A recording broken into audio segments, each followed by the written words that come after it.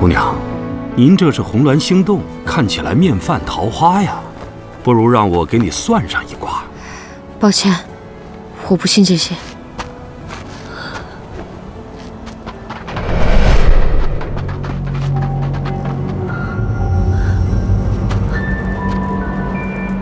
姑娘你不信，可是谢居安他信，他这离婚证或许欠缺的正是姑娘你这味药。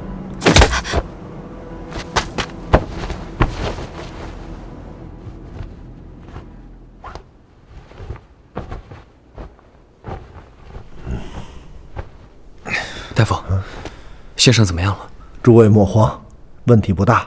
伤口的话，所幸没有伤到要害，只是流血多了些。不过没事，要不了命，按时换药服药，好生休养便是。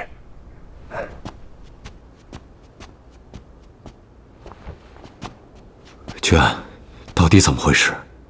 好端端的怎么会动起刀来？怎么回事？我走的时候不还好好的吗？出了什么事儿？谁干的？人抓住了吗？江，他怎么会？你逼的是吧？谢居安，他那样一个外硬内软的性子都能狠下心来给你一刀，你说你这嘴得有多欠，做的事得有多绝，才能把他逼成那样？好了，谢长，宁宁去哪儿了？找到没有？这是在府外街道上发现的，他被平南王抓走了。这是平南王故意留下的字条。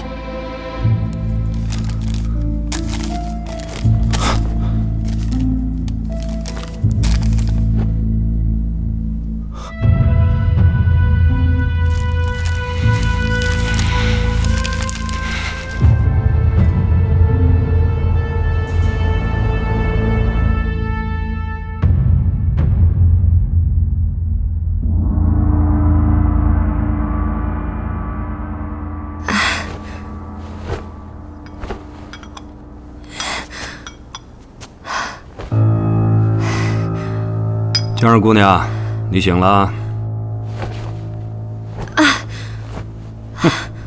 你中了迷药，我建议你啊，乖乖坐着静养，莫要乱动。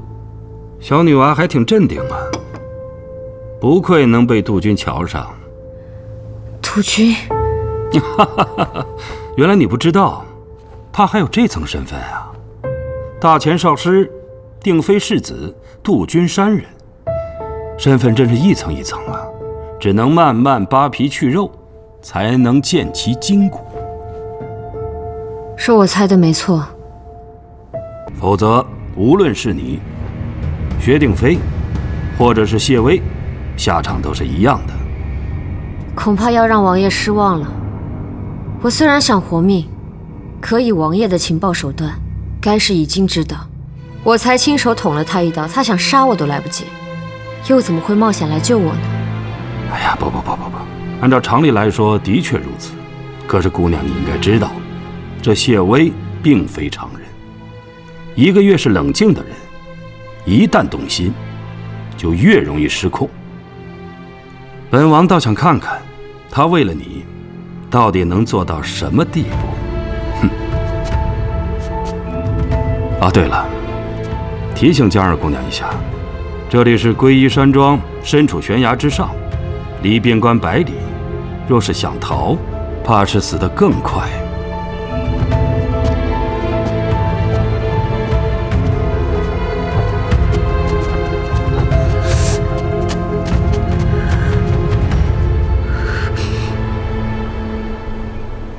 城里挨家挨户都搜遍了，我也派了燕家军去城外搜索，但是并没有发现宁宁的踪迹。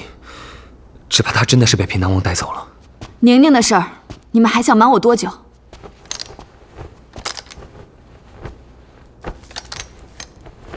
侯爷，你们昨晚便该告诉我的。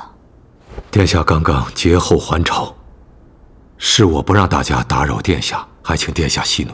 侯爷言重了，我不是怪谁，只是担心宁宁孤身一人入了那样的豺狼窝，可怎么办才好？